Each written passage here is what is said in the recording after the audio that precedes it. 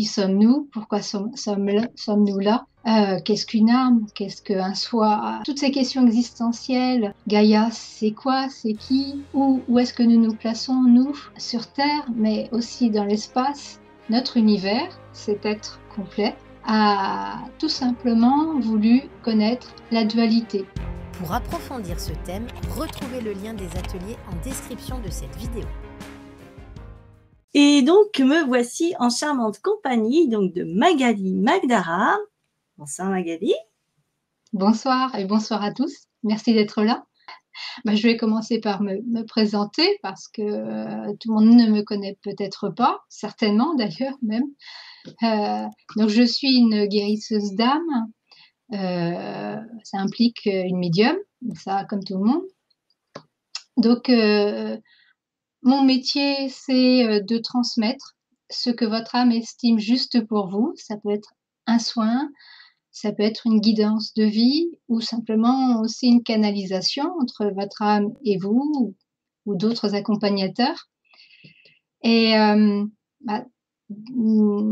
je suis donc dans ça depuis ma naissance, comme tout le monde. Et j'ai été amenée à être en contact avec un collectif d'êtres multidimensionnels depuis plusieurs années qui m'a beaucoup aidée dans mon cheminement intérieur et qui a répondu à pas mal de questions aussi, qui a éclairci des questions qui me paraissaient fondamentales comme qui sommes-nous? Pourquoi sommes-nous là? Qu'est-ce qu'une âme? Qu'est-ce qu'un soi? Voilà, toutes ces questions existentielles, mais Gaïa, c'est quoi? C'est qui? Où est-ce que nous nous plaçons, nous, sur Terre, mais aussi dans l'espace? Et bien, de tout ça, j'ai transmis des messages, donc de ces êtres multidimensionnels, que j'ai regroupés dans un livre. Et pour terminer ce livre, ils ont trouvé intéressant d'essayer de retranscrire l'histoire de cette planète, alors pas dans notre sens humain, donc dans notre temps linéaire, mais plutôt, en fait, cette planète, elle a été créée. Pourquoi? À la demande de qui? Parce que tout a un sens dans la création, tout a une cohérence. Et donc, chaque planète répond à une demande précise. Et notre planète, c'est son cas aussi. Et du coup, voilà, j'ai eu envie, en cette rentrée 2019, d'essayer de transmettre ce que j'avais compris et puis peut-être de faire résonner en vous des souvenirs, parce que c'est ça qui est le plus intéressant. Écouter quelqu'un exprimer sa propre vérité, ça peut toujours apporter quelque chose, mais c'est surtout quand ça fait résonner en soi des souvenirs ou donner des clés pour ouvrir des portes, que là, ça a un véritable intérêt pour chacun. Voilà, d'où ma présence ce soir. Si vous avez des questions déjà par rapport Alors, on va rester à ma dans le présentation. sujet. Ok. Donc, alors déjà, donc je vois les questions. Marie-Ange, c'est évident que le thème de ce soir va répondre à ta question. Voilà. Après, pour Michel, je pense qu'on va y arriver aussi. Donc, je vais commencer par le début, ce qui est pas mal. Pour moi, le début, ce n'est pas le Big Bang. C'est encore bien avant. Alors là, on va partir dans des temps linéaires parce que c'est quand même le plus pratique pour nous. C'est en fait les univers, c'est comme tout. Ils sont eux aussi sont des êtres à part entière et donc eux aussi naissent. Il y a des endroits qui sont bien au-delà de notre univers, qui sont chargés d'être une pouponnière pour faciliter la naissance des univers. Et bien notre univers est né d'un tel endroit et exactement comme nous avons choisi en fait quel cheminement nous voulions avoir, quelles expériences nous voulions connaître, eh bien lui aussi a déterminé ce qu'il désirait expérimenter. Notre univers, cet être complet, a tout simplement voulu connaître la dualité, c'est-à-dire les pôles, ce que l'on appelle, nous ici, le bien et le mal, l'ombre et la lumière. Il a voulu l'expérimenter parce que ce n'est pas si évident que ça. Il y a des univers qui choisissent d'expérimenter l'unité ou d'autres qui choisissent d'expérimenter encore d'autres types de cheminement. Et il n'y a pas que l'ombre et la lumière dans la création. Il y a bien d'autres choses. Ce n'est qu'une toute petite partie de l'expérience de la création. Donc notre univers à nous, il a choisi d'expérimenter la dualité. Et pour cela, donc il a cherché un centre d'expérimentation, peut-on dire, que nous appelons multivers, c'est-à-dire un regroupement d'univers qui ont les mêmes affinités, on va dire. Il a trouvé un multivers qui correspondait et après avoir été eh bien accepté tout simplement, c'est là où il y a eu ce fameux Big Bang. Il a pénétré ce multivers et trouvé sa place. Voilà, il s'est expansé. À partir de là, comme il voulait connaître la dualité et notamment la séparation qui fait partie de la dualité, et il a demandé aux acteurs qui souhaitaient participer à son jeu eh bien de choisir un pôle. Donc ces êtres cosmiques et galactiques, chacun, ils ont choisi un pôle. Que nous, donc je rappelle, on appelle bien et mal ou ombre et lumière. Une fois qu'il y a eu ce choix, que ça s'est posé, donc chaque nation, bien sûr, a pris le temps de se placer, de mettre en place des règles, une population. Ensuite, eh bien, l'être cosmique a lancé le top, tout simplement, de la dualité. Et donc, progressivement, ont commencé des luttes, des guerres, des mouvements, on va dire, bon, des combats, en fait, tout simplement. Il y a eu scission, une scission claire, une scission nette, une scission évidente. C'était un jeu où chacun se sentait pleinement en rapport de force face à l'autre. Et donc, il y a eu des trahisons, il y a eu des frustrations, il y a eu tout ce qu'on connaît en fait comme émotion, comme sentiment, lorsqu'il y a une lutte entre deux êtres. Et au bout de plusieurs milliers d'années, ils se sont rendus compte, chaque pôle, que en fait la lutte était stérile parce que il n'y avait pas un qui était plus fort que l'autre. Il n'y avait pas un qui avait plus raison que l'autre. La lumière ne gagnait pas forcément contre l'ombre et l'ombre ne gagnait pas forcément contre la lumière. C'était un jeu de ping-pong sans cesse. Du coup, les nations ont commencé à se regarder différemment. Et pendant ce jeu de trahison, de réconciliation, d'éloignement, eh bien, il y a eu toutes ces expériences qui ont créé des souffrances. Et ces souffrances, elles étaient là.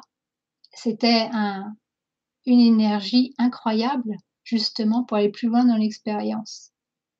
Mais quand chaque nation s'est rendu compte que finalement, il voulait sortir de cette dualité, de ce jeu de combat, de lutte fratricide,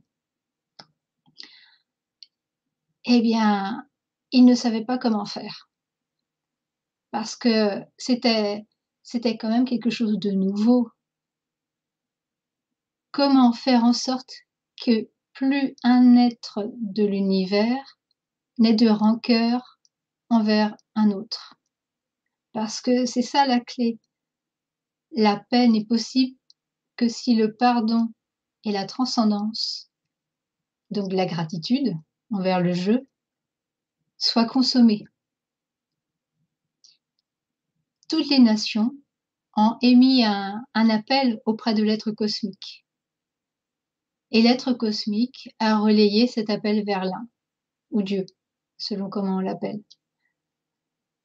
Et du coup, l'un, lui, a envoyé des émissaires pour proposer une solution.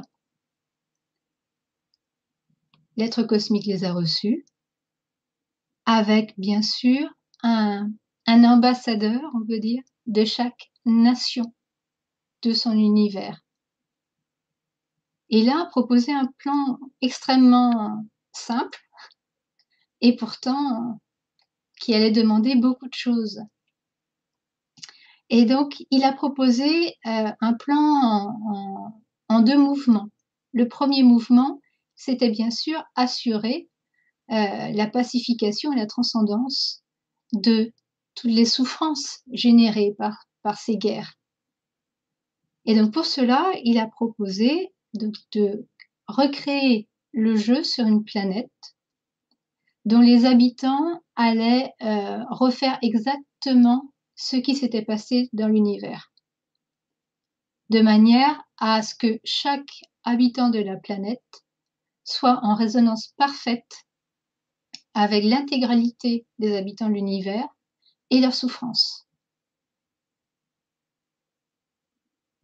Les personnes, les êtres, les habitants de cette planète seraient donc à la fois le résultat de ce mouvement, de ce jeu cosmique, mais aussi la clé, la solution pour le deuxième mouvement du plan.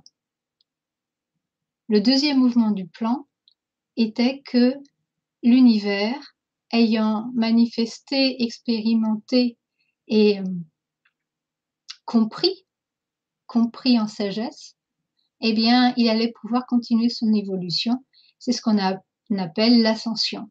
C'est-à-dire qu'actuellement, notre univers est placé dans ce qu'on appelle la portée du 3, la Trinité, et que son mouvement va l'amener vers la portée du 4, qui est la portée de la gratitude. Une portée, c'est tout simplement un encadrement qui sécurise toutes les dimensions donc d'un univers et multivers. Et donc, il y a comme ça tout un niveau de portée. Nous sommes dans la portée du 3, la Trinité qui correspondait merveilleusement bien à ce que notre univers souhaitait expérimenter, la dualité. Et nous allons ensuite passer à la portée du 4, la gratitude, où là, il ne peut y avoir en fait de jeu de séparation, puisque la gratitude est un mouvement d'accueil et d'ouverture totale et inconditionnelle.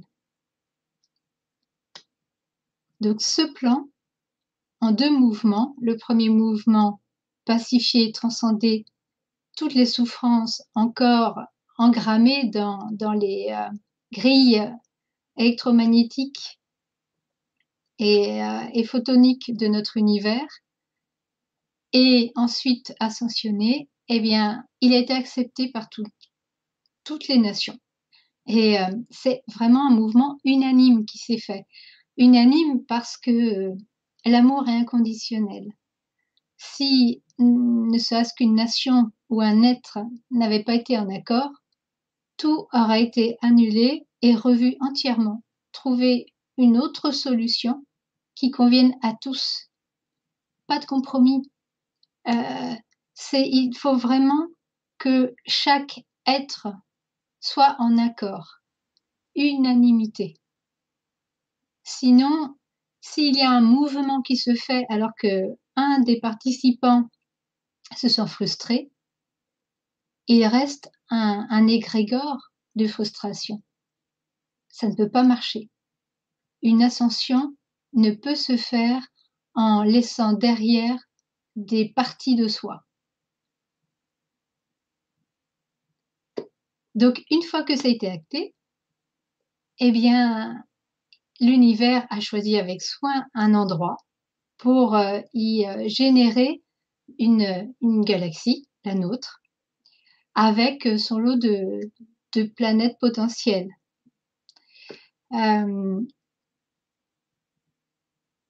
Simplement, il était clair que notre planète, Gaïa, devait être une planète qui recueille l'intégralité des signatures vibratoires de l'univers, donc de tous les habitants, absolument tous. Donc quand notre galaxie a été créée, il y a eu un appel tout simple. Qui veut participer à ce plan, sachant qu'il va falloir recréer à nouveau les guerres, les factions opposées, etc., de manière à replacer ce lien avec les souffrances qui sont actuellement dans l'univers. Donc chaque être qui a répondu le faisait en connaissance de cause, en connaissant parfaitement le plan et ses conséquences, ses interactions. Et ça a été un mouvement de joie pour tous. Certains donc sont venus en tant que planètes, d'autres météorites, d'autres soleils. Chacun a trouvé sa place. Certains ont préféré plutôt se codifier dans un élément. Ça n'a aucune importance qu'on soit soleil ou grain de poussière. La valeur est la même.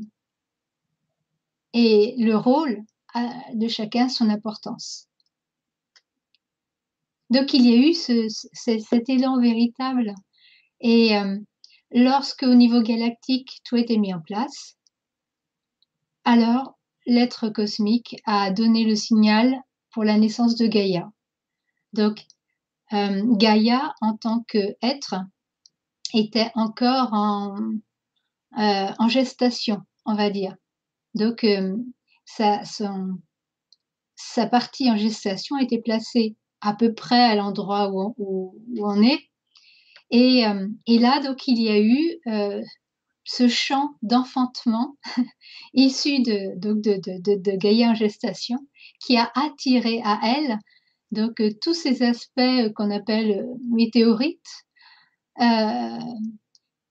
qui se sont agglutinés vers elle pour justement eh bien, se fondre, fusionner, créer un magma bouillonnant pour créer la planète.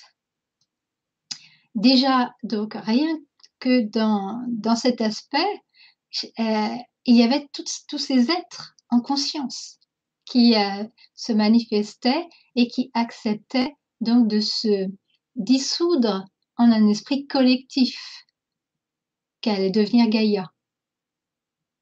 Mais chacun, bien sûr, restait quand même conscient de son individualité. Lorsque Gaïa donc a été suffisamment ensemencée, donc c'était une planète beaucoup plus grosse qu'actuellement, qui n'était pas encore tout à fait à cet endroit-là, il y a eu le deuxième mouvement, donc où le temps s'est très élargi et donc la planète a commencé, sa surface a commencé à se refroidir pour mettre en place eh bien, l'élément minéral, cet élément minéral que nous connaissons. Et puis ensuite, eh bien, l'aspect végétal. Et puis voilà, on connaît la suite. Dans l'histoire de notre planète, ce qui est intéressant de savoir, c'est que au niveau cosmique, toutes les nations étaient favorables à cette création et à ce jeu de rejouer en fait, la séparation dans la dualité et même y participaient. Dans notre histoire à nous, nous avons toujours, aimé, eh bien, voilà, recréer la dualité avec les bons et les gentils et les méchants. Sauf que quand on regarde bien, ne serait-ce que rien que dans notre, sphère, familiale, on voit bien que c'est très limitant de dire tel être est gentil, tel être est méchant.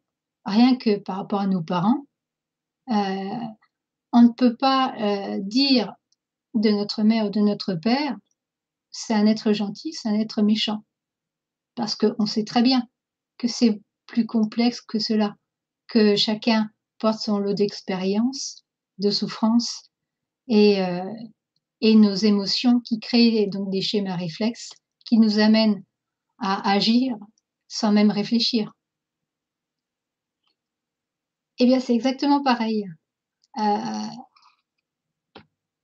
Pendant un long moment sur terre, il a fallu replacer la dualité. Donc recréer en fait des expériences qui nous amènent à nous connecter à des souffrances, de manière à être en lien avec justement les souffrances galactiques et cosmiques. Sans cette connexion, on ne peut pas agir dessus. Il faut que l'on se sente impliqué émotionnellement pour pouvoir agir sur quelque chose. Parce qu'on n'a aucun pouvoir sur l'autre. On n'a pas le pouvoir de changer l'autre. En revanche, on a tout pouvoir pour se changer nous. Donc, nous avons utilisé ce jeu et cet oubli de qui nous sommes pour pouvoir recréer sur Terre toutes ces guerres, mais aussi ces mouvements d'amour.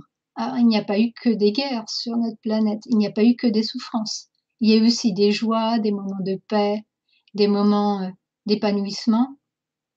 Notre planète, eh bien, en fait, c'est une terre d'abondance. On y trouve absolument toutes les palettes d'émotions, les possibilités d'expérimentation.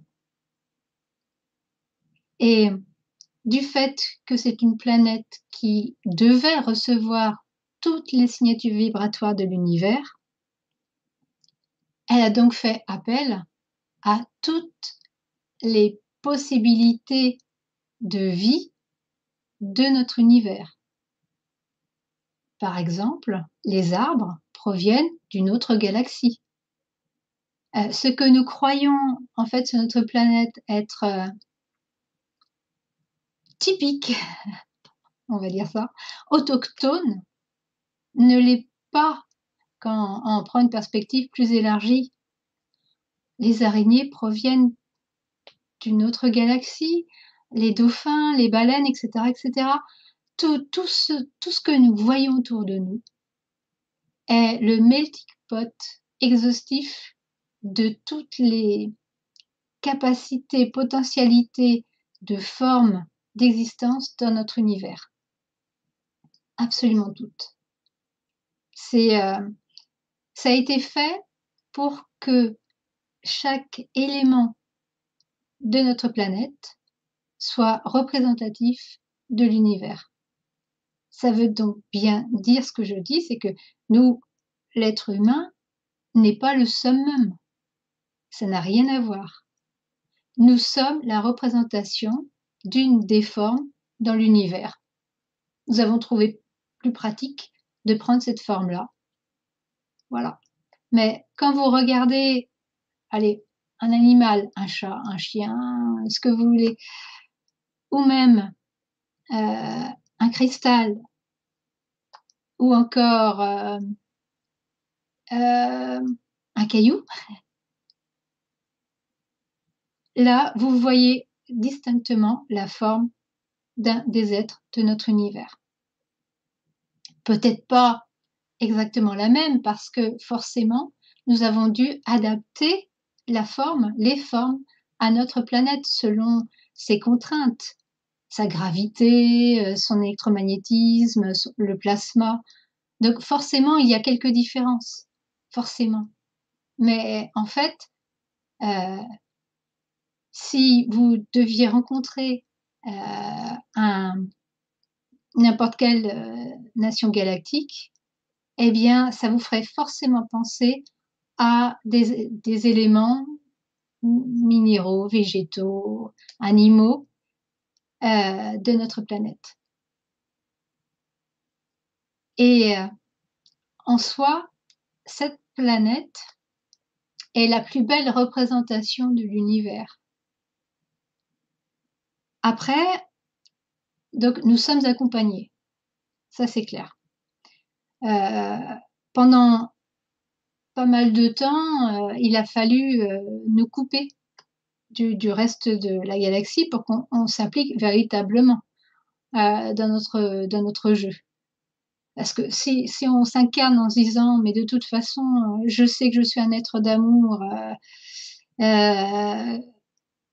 je ne me vois pas trahir l'autre, je ne me vois pas lui mentir, je ne me vois pas le frapper, il n'y a plus de jeu. Et donc il n'y a plus de reliance à ce pourquoi nous sommes venus. Nous sommes venus afin de pacifier et transcender toutes les souffrances qui restent dans notre univers. Et c'est ça notre sens profond, on va dire, parce que notre sens profond, c'est l'amour. Et l'amour, eh bien, c'est être en partage inconditionnel. Alors, quand il nous a été présenté ce plan, mais nous avons tous dit, non mais c'est évident, moi j'y vais, non mais allons-y, par amour, inconditionnel. Donc là, je vais revenir sur nos accompagnateurs. Donc, nos accompagnateurs, voilà. Donc, on nous a dit, il y a des gentils, il y a des méchants. Voilà. Cette dualité, il y a des gentils, il y a des méchants. Donc, moi, je sais pas. Les contacts que j'ai, c'est pas comme ça. Et par contre, qu'est-ce que ça m'a amené à revoir l'histoire de notre planète? Ah la vache. C'est tellement simple en fait, tout d'un coup, de se dire, mais au fait, il y a quelques années, on nous disait que les Noirs, bah, c'était des sous-hommes, ils n'étaient bons qu'à être des esclaves. Donc, c'était normal qu'ils soient esclaves. Puis les Amérindiens d'Amérique, vous savez, bah, un bon Indien est un Indien mort. Et donc c'était normal qu'on leur prenne les terres. En plus, ils n'étaient même pas chrétiens. Oh, vous vous rendez compte? Ah, hein? Et les femmes qui aiment les chats noirs, bah, sont des sorcières, forcément. Euh, et puis, une femme avec la burqa, peut-être une terroriste planquée. Et du coup, moi, ça m'a amené à revoir tout ce qu'on me disait sur les reptiliens, les petits gris, et tout ce qu'on nous parlait, tout ce qu'on nous disait sur les complots, que nous étions en fait sous la coupe de méchants. Alors du coup, bah, qu'est-ce que j'ai fait? Bah, je me suis connectée, c'est tout. Alors j'avais une trouille, hein, une trouille d'eux, hein, clairement. Hein. Mais je me suis dit, comment faire pour savoir, pour moi, ce qu'il en est? Bah, faire ma propre expérience, forcément. Donc, j'ai clairement été voir ma peur. j'ai été voir ma peur qui m'a ramenée à beaucoup d'autres peurs et quand j'ai pacifié et transcendé cette peur, ça a été, une merveille. Un petit gris est venu vers moi, un reptilien est venu vers moi et je n'avais plus peur, mais j'étais en respect et du coup, ils m'ont fait ressentir ce qu'eux, ressentaient et à partir de là, j'ai été comme, invitée, on va dire, à, un aspect cosmique où là, on m'a montré tout simplement, pourquoi il était nécessaire qu'il y ait des bons et des méchants, sur terre mais aussi en tant qu'acteurs autour de la terre. Et c'est là où, je me suis connectée tout simplement à l'expérience que j'avais faite pour, ma famille, où, je leur en voulais beaucoup, voilà, j'avais beaucoup de souffrance vis-à-vis de ma famille et j'avais été quand même voir mon père, ma mère, ma sœur et en fait, par un travail que j'ai fait, je me suis rendu compte que, ce n'était pas eux qui m'avaient fait souffrir. Ils ne faisaient que, remplir le rôle que je leur avais demandé de jouer et du coup, ça a pacifié et transcendé tout et j'étais en gratitude envers eux.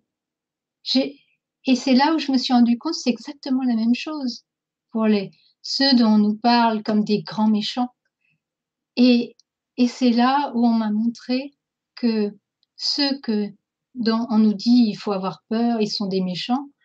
En fait, lorsqu'il a fallu demander qui se propose pour jouer le rôle des méchants auprès donc de nos enfants, eh bien, ce sont eux qui, avec le plus grand amour, se sont proposés de jouer le rôle de méchants, de manière à nous aider à, valider d'autant plus le rôle de gentil que nous connaissons auprès des Vénusiens ou autres.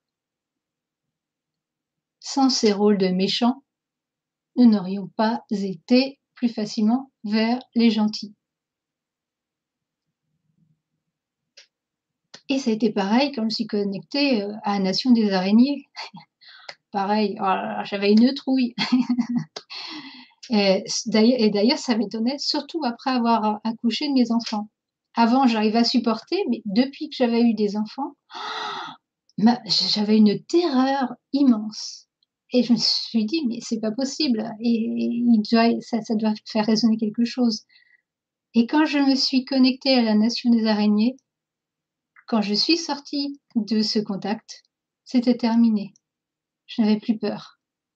Ils m'avaient expliqué tout simplement leur rôle dans l'univers, ce qu'ils avaient fait, pourquoi donc cela faisait résonner une terreur et à partir de là, terminé. Bon, je sursaute quand même de temps en temps quand je vois une araignée, sur le côté alors je l'avais pas vue avant, soyons clairs.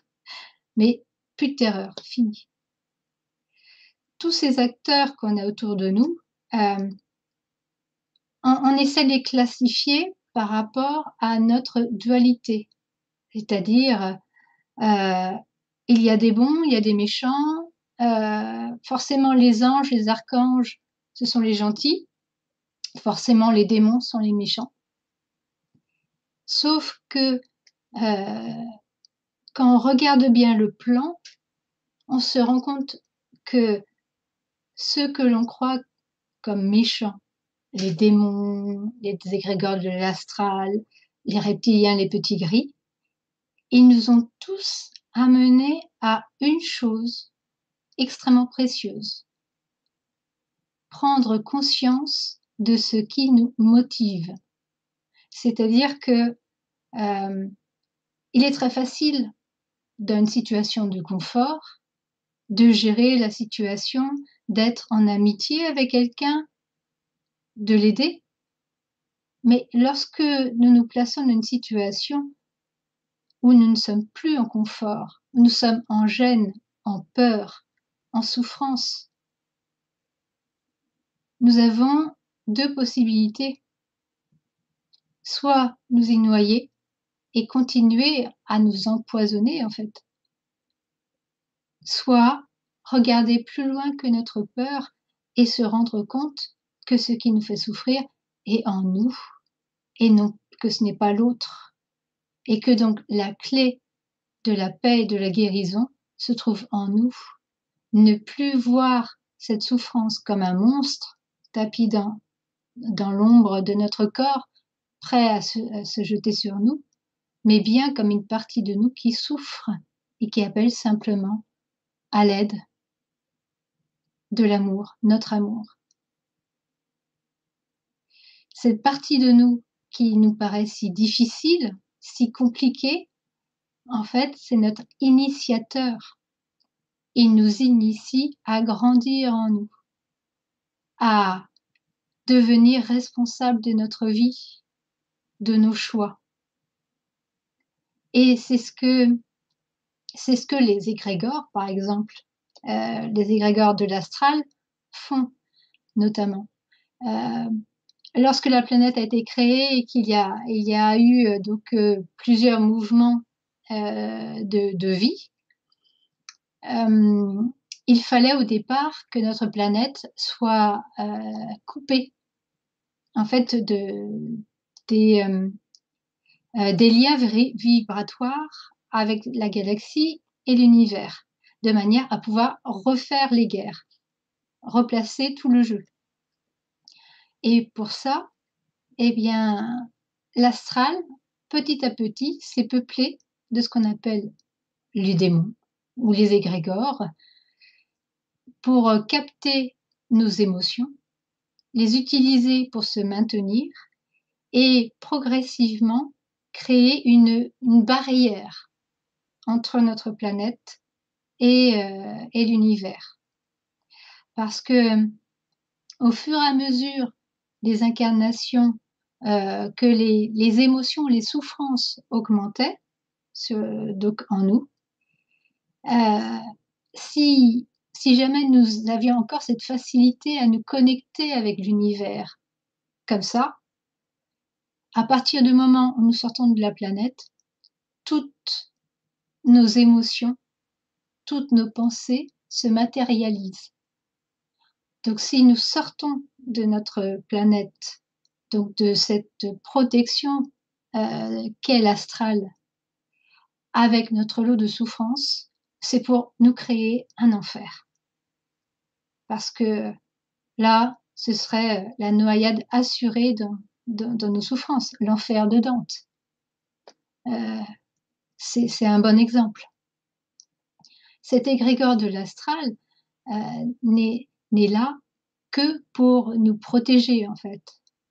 Lorsque on fait une expansion de conscience ou une sortie astrale, eh bien, ce sont eux qui, les premiers, nous testent. Est-ce que nous sommes suffisamment alignés avec nous-mêmes, en paix avec nous-mêmes, ou pas?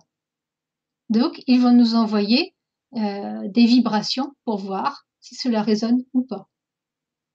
Et s'ils voient que nous sommes encore trop fragiles, ils nous ramènent vers nous. Donc, généralement, eh bien, nous créons des illusions pour essayer de répondre à notre désir d'expérience.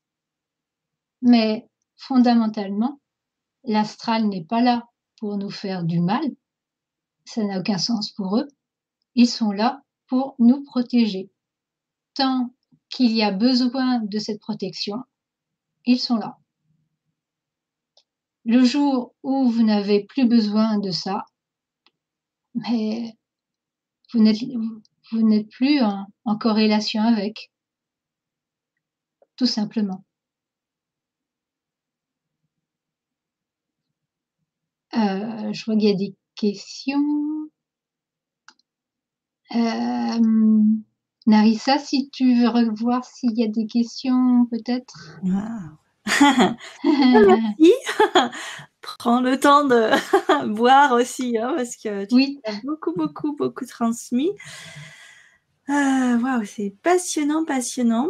Muriel, si tu es là aussi. Il y a beaucoup de questions, beaucoup de réactions. Voilà. Donc, si tu veux, tu peux réapparaître si tu veux aussi, Muriel. Parce que je crois qu'il y a un voisin de la Réunion aussi. Absolument, je l'ai vu, oui. Voilà. On va remonter un petit peu alors.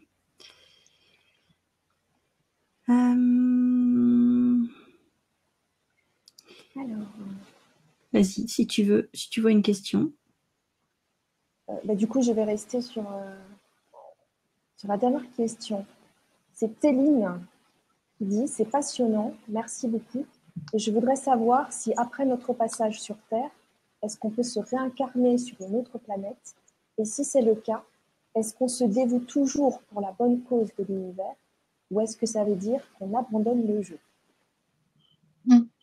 En fait, le jeu, alors, déjà, bon, il n'y a pas que que la Terre où on peut s'incarner. C'est déjà dans le multivers, il y a des milliers, des millions d'univers, donc rien que ça, on a de quoi jouer. Mais en fait, l'association à notre univers implique forcément d'autres univers. Parce que déjà, par exemple, pour que je dise pas de bêtises, la nation des arbres, il me semble bien qu'elle provient d'un autre univers. En fait, sur notre planète, il n'y a pas que des représentations de notre univers. Parce qu'il y a eu, lorsque l'un a présenté donc cette solution, il faut savoir que nous sommes tous connectés, tous reliés, ça ne s'arrête pas à notre univers. Quand je dis nous sommes tous reliés, c'est dans l'intégralité de la création. Et donc, il y a d'autres univers, des galaxies ou d'autres planètes dans d'autres univers qui ont fait vraiment écho à cette proposition et au niveau de l'ascension, et qui ont dit oui, nous aussi, ça nous intéresse. Nous souhaitons, nous aussi, passer à la portée du 4. Donc, nous aimerions, nous aussi, bénéficier de ce plan. Comment faire? Et la réponse était toute simple. Eh ben, pas de problème. Venez donc vous incarner pendant le jeu dans cette galaxie ou sur Gaïa. Et tout naturellement, vous ferez partie donc de l'ascension. Sachant que, et là ça va répondre à une question que j'ai vue, cela implique également l'accord de l'âme et du soi. Donc là, je vais réexpliquer ce que c'est. L'incarnation que nous ne sommes pas une âme. On ne se résume pas à ça. L'âme ne se résume pas à nous. Déjà, une âme peut générer des milliards d'incarnations, d'émanations. Nous ne sommes pas son unique enfant. Et le temps n'existe pas. Le temps linéaire, je parle, n'existe pas. Donc, une âme peut avoir des millions d'émanations incarnées en même temps. C'est-à-dire, nous pouvons avoir des frères et sœurs au XVe siècle, il y a moins 3000 ans. Nous pouvons en avoir en tant que minéral, végétal, animal, éthérique, bien sûr, mais aussi sur d'autres planètes, dans d'autres univers. L'âme ne se limite pas à notre univers et à notre planète. Mais l'âme, pour nous, c'est notre mère aimante. Voilà comment ça se boutique, on va dire. C'est en résumé, hein, parce que sinon, il faut faire une autre émission. Merci beaucoup, Magali. Nous pouvons dire que nous aussi, nous avons une mère et un père. La mère, c'est l'âme. Le père, c'est le soi ou l'esprit, comme on parle.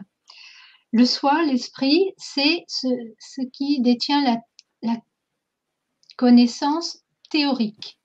C'est-à-dire que il sait tout sur tout, tranquillos, mais ce n'est que de la théorie. Et donc, pour savoir, en fait, que, par exemple, si on vous dit: «Le feu, ça brûle», bah, en fait, c'est pas si évident que ça. Chacun va relier le feu, ça brûle à sa propre expérience. Quelqu'un qui se sera brûlé au 1er, 2e, 3e degré va se référer à ça. Quelqu'un qui voit du bois brûler, mais n'a jamais connu la brûlure sur lui, va se référer à ça. Vous voyez? Donc, l'intérêt de la théorie, c'est de rencontrer la pratique pour déterminer, eh bien, en fait, les conséquences et quelles autres potentialités ça ouvre. Donc, le feu, ça brûle. Imaginez un soi qui se dit: «Alors le feu, ça brûle, moi j'aimerais bien, connaître tout ce que ça sous-entend». Parce que, OK, on me dit: «Ça brûle le bois, ça peut faire mal», des douleurs qui vont de 1 à 10, on s'en fout, hein. D'accord, mais ça veut dire quoi? Une douleur qui va de 1 à 10? Selon quels critères? Et donc, il passe un contrat avec une âme et lui demande: «Voilà, tu vois, moi j'aimerais bien, le feu ça brûle, j'aimerais bien savoir tout ce qu'il y a derrière. Alors, est-ce que tu peux m'aider?» L'âme: «Ah bah, bien sûr, pas de problème, c'est mon rôle, hein», entre autres. Donc, elle va faire appel à ces émanations. Qui est intéressé pour faire l'expérience du feu ça brûle? Donc, on va dire, allez, simplifier, 10 émanations, moi, OK, très bien. Donc chacun va déterminer un cheminement en se mettant des expériences et et bien, comme ça, vous allez ensuite voir ce que ça amène. Et donc il y en a un qui peut déterminer que lui, ce sera, le feu ça brûle, ce sera un élément protecteur contre les bêtes sauvages, contre, le froid et cetera. Un autre peut déterminer que le feu ça brûle, bah, ça brûle et ça peut, en fait, faire brûler toutes ses possessions. Il perd sa maison, son champ est brûlé et cetera. Un autre peut déterminer que le feu ça brûle, c'est lui qui est brûlé, pas trop grave, mais un peu handicapant. Puis un autre peut décider qu'il va même mourir par le feu. Et tout ça, ça amène donc une expérience, une pratique, heu, émotionnelle, sensitive. Et c'est cela que l'émanation ramène vers son âme et son soi. Et c'est là où c'est intéressant. Parce que la théorie sans la pratique, excusez-moi du peu, mais je peux vous dire, le bois ça flotte, mais si je monte sur un morceau de bois, ça va couler, hein. Pourtant ça flotte. Bah oui, mais quand je monte dessus, ça coule. Alors c'est où est le sens, la cohérence là-dedans, par rapport à mon environnement? Ben c'est ça, le rôle des émanations. Donc et si on prend séparément le soi, l'âme et l'émanation, bah, c'est intéressant, mais c'est plutôt réuni que là, il y a quelque chose d'enrichissant. C'est là que la conscience peut prendre toute sa place, qui est un élément de la création. Et dire que heu, l'âme est aussi bien en nous que nous sommes en elle. Quand nous sommes en contact avec notre âme, déjà on sent l'amour inconditionnel, on sait qu'on est chez soi et et c'est lorsqu'elle se pose dans notre ventre que là, on comprend ce qu'elle est et que là, on découvre: «Oh, il y a le soi». Parce qu'au départ, en fait, elle prend toute la place, on va dire, de notre perspective. Au départ, on a l'impression qu'il n'y a qu'elle. Et quand après avoir suffisamment pacifié et transcendé nos souffrances dans notre ventre, elle y trouve assez de place pour s'y placer. Là, notre regard part vers notre soi et c'est là que nous pouvons aller vers notre première unité. Corps, âme, esprit. C'est-à-dire que là, nous ne formons plus qu'un en tant qu'élément et c'est ce que nous appelons le père, la mère et l'enfant, la famille. Nous nous sentons unis. Donc, est-ce qu'on peut se réincarner sur notre planète sans problème? Est-ce que même on peut changer d'univers? Pareil. Nous avons vraiment une totale liberté d'expérimenter. Et ça, c'est formidable. Et en fait, il n'y a jamais d'abandon de jeu parce que nous avons un total aussi libre arbitre. Quand nous faisons nos choix, nous pouvons les défaire aussi. Il n'y a pas de jugement. C'est sur Terre, lié à nos souffrances, que nous nous jugeons. Mais en fait, nul être partout ne nous juge parce que il y a vraiment cette liberté et ce respect. Si nous choisissons demain, je vais me faire mal à la jambe parce que j'ai envie de connaître cette expérience, mais que dans 10 minutes, finalement, je fais une autre expérience qui fait que, en fait, non, j'ai plus trop envie, ça n'a plus trop de sens. Donc, j'annule mon expérience de demain. En quoi c'est un abandon de jeu ou de quoi que ce soit? C'est pas du tout ça. Et de toute façon, le jeu, le plan est tellement magnifique que tous nos choix sont constamment en repositionnement. Et comme nous faisons partie d'un collectif, notre individualité est perçue avec grand respect et amour. Aussi, tout, c'est comme un Rubik's Cube. Tout se remet en place selon nos choix. Il n'y a jamais d'erreur. Il n'y a jamais d'échec. Tout est constamment en mouvement, mais dans une optique bienveillante et du meilleur pour chacun. Nous sommes bien sûr dans une direction précise qui est l'ascension, mais à la base, c'est chaque individu qui porte cette ascension. Quand je dis individu, c'est, je pense, à chaque être, aussi bien du minéral, du végétal, animal, éthérique de notre planète. C'est, ce n'est pas nous qui portons ça, c'est Gaïa. Nous faisons partie de Gaïa. Et donc, nous suivons son mouvement, en fait. Ce n'est pas nous qui créons le mouvement de Gaïa. Nous le suivons. C'est Gaïa qui détient toutes les clés. Et elle sait exactement ce qui lui convient, et donc par là même ce qui nous convient. Mais c'est toujours dans le respect l'un de l'autre. C'est une perspective à la fois collective, mais dans le respect de l'individualité. Ça ne peut pas être autrement. Donc, c'est pour cela que nous possédons ce libre arbitre, cette liberté de choix. C'est ça le jeu. Sinon, franchement, ce serait pas intéressant, quoi. On serait moins nombreux. Voilà, s'il y a une autre question. Merci beaucoup, Magali.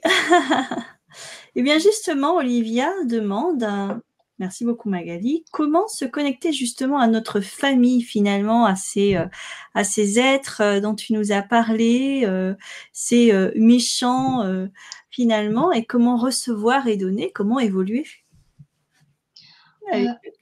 C'est très simple en fait, il faut être particulièrement égoïste, égocentrique, clairement.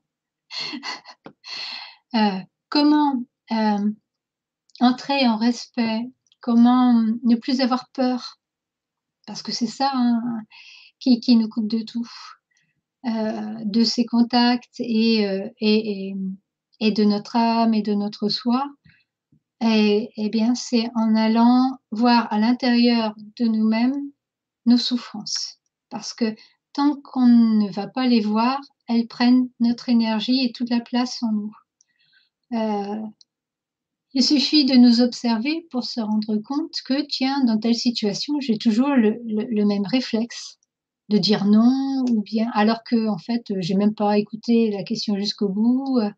Je suis d'un mouvement de rejet, de protection, ou tiens, là, je dis oui, alors qu'en fait, il aurait peut-être fallu que je réfléchisse un peu plus pour moi. Pourquoi j'ai dit oui? Ah oui, bah oui, oui, j'ai dit oui pour être gentille, pour que l'autre m'aime bien. Bah oui, mais bon, en fait, ça me gêne plutôt.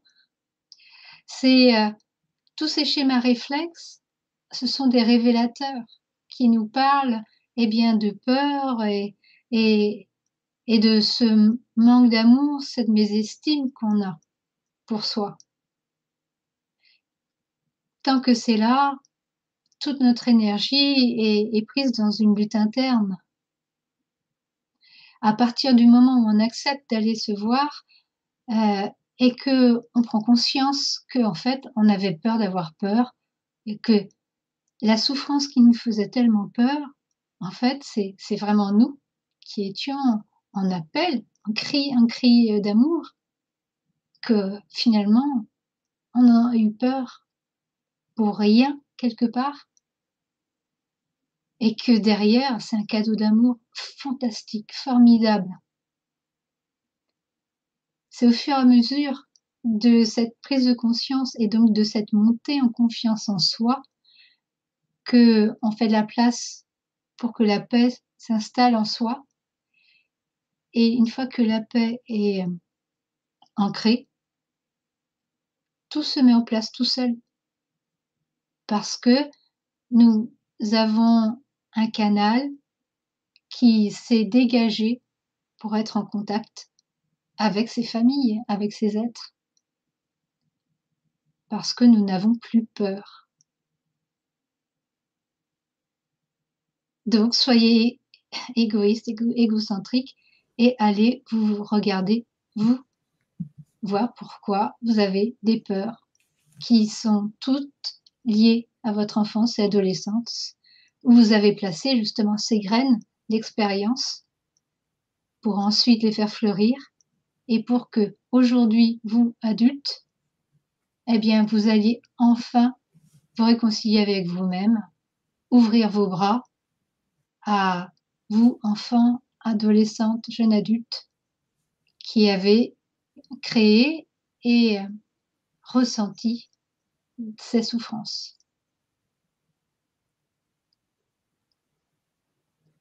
Voilà, c'est juste ça. Merci. Et justement, avant de nous connecter au direct, on était en train de parler de tes méditations voilà, je les ai sous les yeux, ben, écoute, je te laisse en parler parce que c'était passionnant. On était tellement partis qu'on avait oublié qu'il était déjà 20h. Ouais. On a failli arriver en retard. Donc, en fait, à la suite, donc, je propose un pack de méditation en lien avec tout ça. Donc, sur mon site, donc j'ai 3 séries de méditations qui toutes font partie de ce que j'ai appelé la reconnexion amique et qui nous amènent justement à chaque fois à un soin particulier, en profondeur. Et donc j'ai voulu faire un pack condensé. Là, je vous propose 6 méditations. Chacune va vous permettre de rentrer en communication avec des êtres issus de notre planète et ailleurs, et d'ailleurs aussi. Mais en fait, qui toutes génèrent une énergie qui sont portées sur une vibration en lien avec notre évolution, en lien avec notre mieux-être, bien-être, épanouissement. Donc, il y a donc la première méditation, c'est rencontre avec votre coordinateur et votre dragon. Ces méditations demandent à ce que vous soyez guidé par un être que l'on appelle coordinateur, mais aussi par votre dragon, qui est votre aspect masculin sacré, qui notamment est représenté par la Kundalini. La Kundalini est masculine, en fait, et qui est le gardien des forces telluriques. Une autre méditation, c'est un soin avec l'être du carbone et l'être du sel marin, et notamment qui s'occupe du squelette. Ce sont des êtres qui ont pour rôle de maintenir, de soigner notre squelette, donc au niveau du carbone et du sel marin. La troisième, c'est ce que j'ai appelé rencontre fétale. Véritablement, vous allez revenir au moment où votre aspect céleste va rencontrer votre aspect terrestre dans la matrice de votre mère et que votre union va être conclue par une flamme avec votre âme. Rencontre avec les vampires. Alors là, je vous assure que tout ce que vous croyez savoir sur les vampires va se dissoudre instantanément parce que ce n'est absolument pas ce qu'on nous raconte dans les romans ou à la télé. Rien à voir, bien au contraire. C'est une rencontre passionnante. Clé de l'île de Pâques. Je vous dirais simplement qu'il y a donc derrière un lien très fort avec vos frères et sœurs Atlantes. Et connexion avec l'enfant de la rose, c'est ce qu'on appelle les enfants d'aujourd'hui, qui ce sont donc des êtres qui prennent un aspect d'enfant et qui chacun possède une compétence et qu'il va activer en vous. Donc, je tenais quand même à dire que toutes les compétences dont vous entendez parler, télépathie, guérison, duplication, téléportation, etc., on les a tous. On a absolument toutes les compétences. Après, eh bien, nous choisissons de les utiliser ou pas, de les activer ou pas. C'est vraiment selon la cohérence de notre cheminement. Mais nous les avons absolument tous. Voilà. Ouais, merci beaucoup. Donc, voilà, j'étais encore passionnée. Je t'écoutais, j'avais oublié d'activer le bouton. Donc, donc voilà, si vous voulez acquérir ces méditations, moi je commence dès ce soir. Voilà. Avec mes amis Atlantes, parce que depuis le temps qu'ils m'appellent, vous pouvez acquérir les méditations, le pack des 6 méditations de Magali en cliquant sur le bouton. Muriel, est-ce que tu vois des questions? Alors, il y a une question de... Attends, je remonte dans le fil. De Virginie, qui demande, Magali, si tu pourrais reformuler et revenir sur la notion de la portée du 4. Ah oui, oui, moi aussi au départ j'ai eu du mal. C'est je vais utiliser la portée de musique parce que c'est comme ça que j'ai mieux compris. Donc, alors, visualiser une portée de musique avec les lignes. Voilà. Donc, en fait, les dimensions, ce sont les lignes. Donc là, pour notre univers, il y en a 24. Tac, tac, tac, tac, tac, tac, tac. Et 2 qui commencent à s'activer. Mais bon, donc voilà, hop. Et donc, en fait, la géométrie sacrée, ça donne un cadre qui sécurise les formes. Notre corps a une géométrie sacrée, précise, qui fait que donc ça sécurise notre corps pour que, par exemple, vous êtes en train de regarder un film sur les baleines et puis tout d'un coup, à place de jambes, vous avez une queue de sirène. Pas très cohérent, puis pas très pratique non plus pour ensuite aller vous chercher un café ou un verre d'eau. Voilà, je vous laisse imaginer la queue de sirène. Eh bien, donc voilà, toute la création se base sur la géométrie sacrée et le son vibratoire. La géométrie sacrée a déterminé pour sécuriser les dimensions d'un univers, les dimensions d'un multivers, etc.